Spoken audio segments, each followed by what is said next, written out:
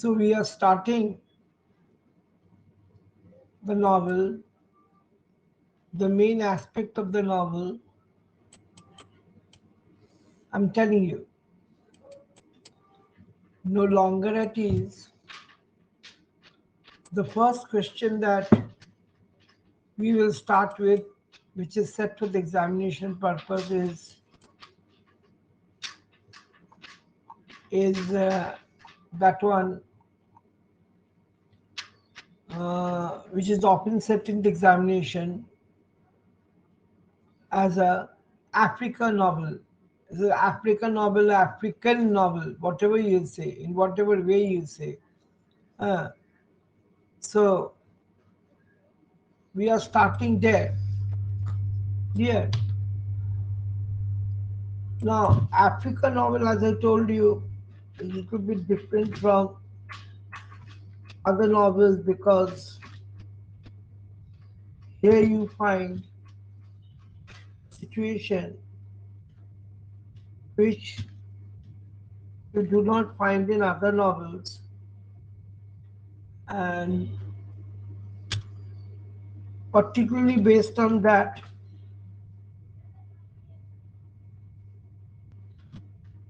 you'd be starting this novel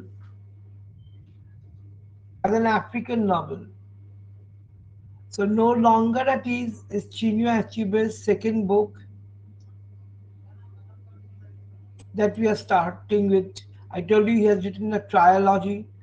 Based on that trilogy, we'll be doing everything. Uh, and this is one of the trilogies.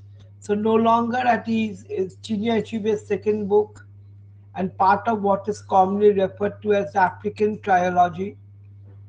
Because this is the second book, I told you. Again and again, I'm saying the very same thing. The title comes from T.S. Eliot's Journey of the Magi. Some critics also say that it is an autobiographical novel. The novel was published in 1960, which was the year Nigeria became independent from Great Britain, 1960. It explores the themes of the effects of the colonialism on the Nigerian people, the Nigerian character, political and individual corruption, religion, exile, and redemption. So there are various critics who have various opinions about the novel.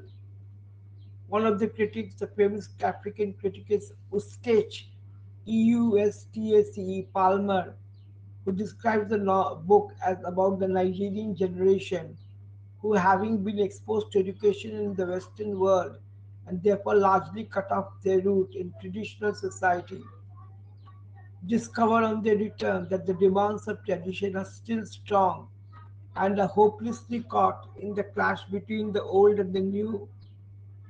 So the main character in the novel is Obi Okonwa.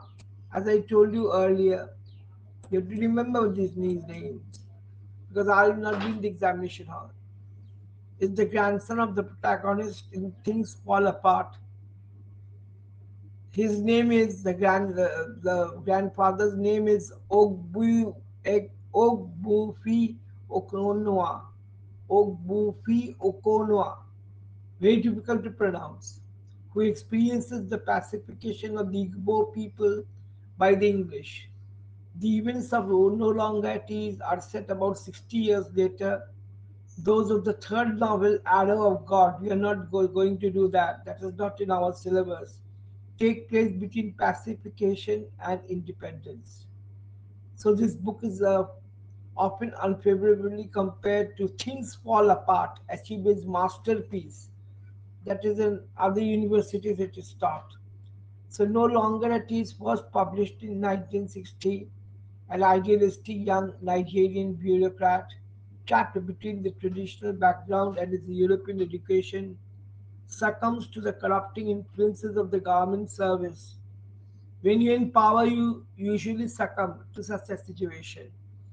So the once you get the power in hand, you misuse the power, and that brings about your downfall. As we see it here also, the same thing.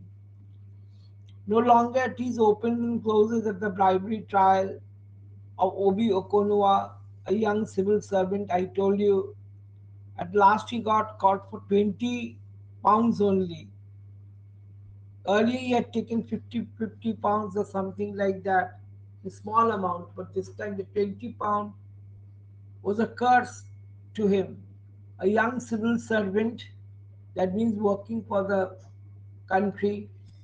Our civil servants are IAS, IPS officers in the colonial Nigerian government, as we see them also caught in our country.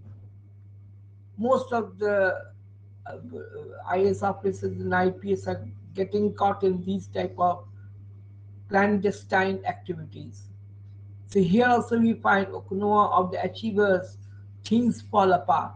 The novel provides a retrospective look at Obi's progress from the remote village of Umufua to an English university, and then to the position with the Nigerian civil service in Lagos, where he finally succumbs to the prevalent practice of bribery and is caught.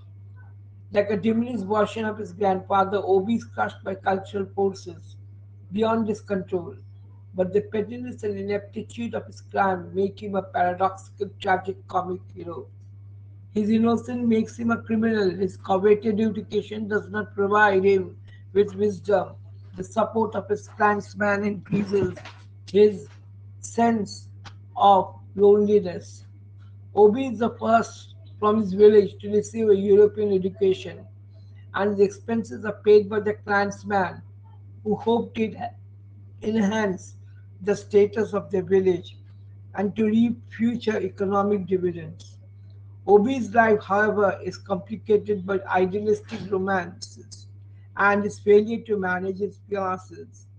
He falls in love with a woman who is Osu, O-S-U, Osu, marked by a traditional hereditary taboo. This taboo is not at all recognized by the Obi's class.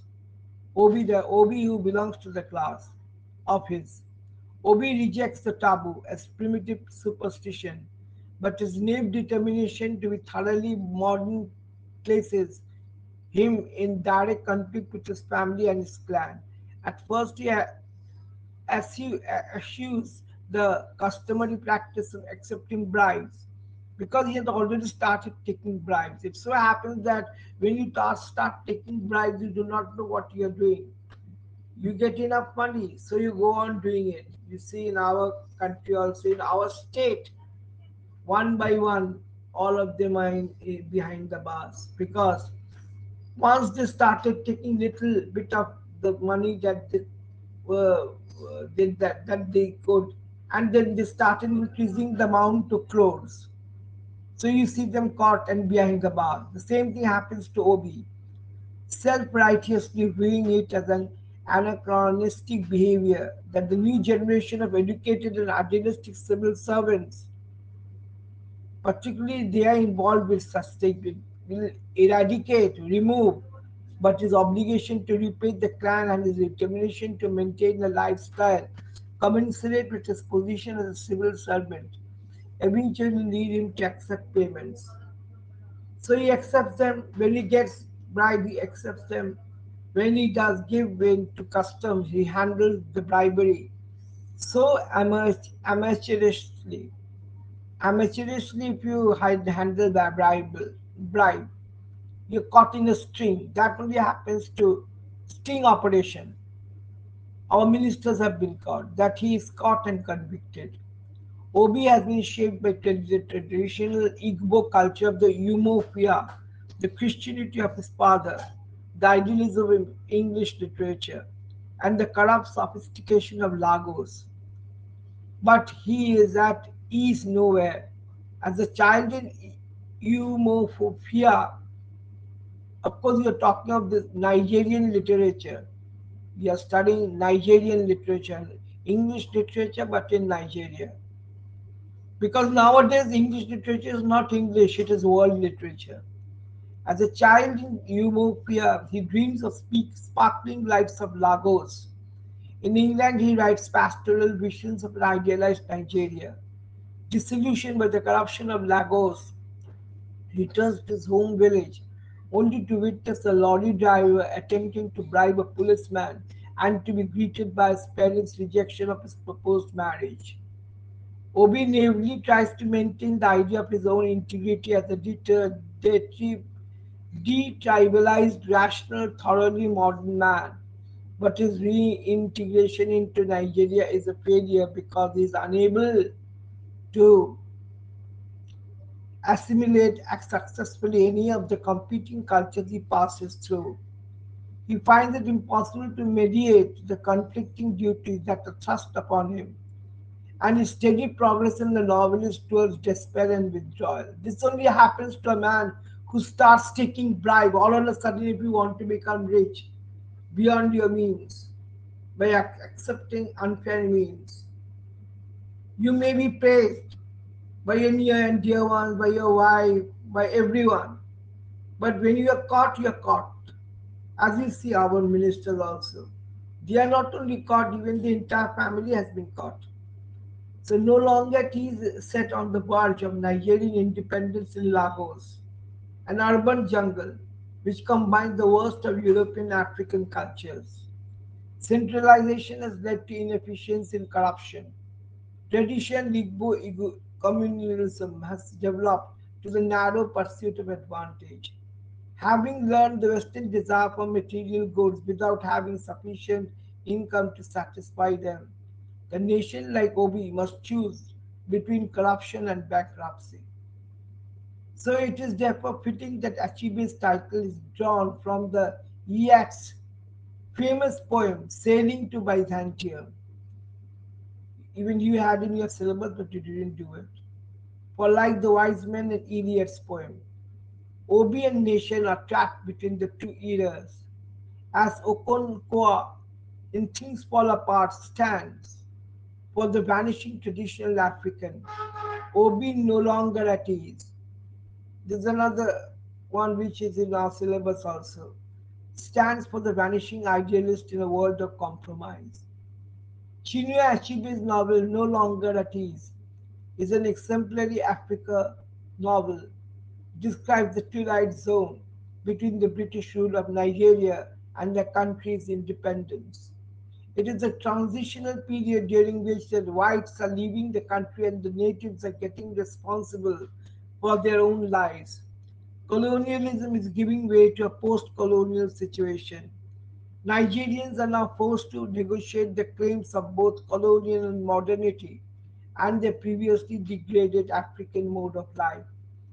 The period of transition is one in which binary oppositions, colonial versus African, modernity versus tradition, seem to be collapsing, unveiling what Mudembi, one of the critics, calls the strong tension between a modernity that often is an illusion of development and a tradition that sometimes reflects a poor image of a mythical past.